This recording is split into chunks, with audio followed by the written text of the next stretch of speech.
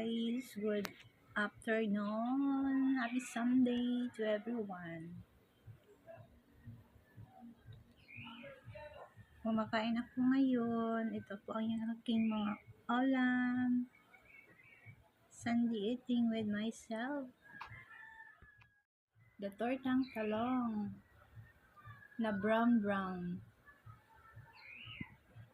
and with iced tea and kinilaw na talong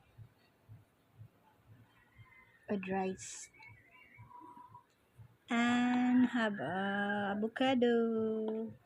Maraming avocado kasi dito binigay ng aking pamangkin, may tanim sila dito, isang puno, kaya binigyan ako. Salamat sa aking pamangkin. Sarap ang kain ko ngayong Sunday.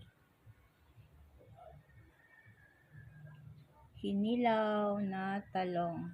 Tortang talong with egg. With iced tea, cold iced tea with ice.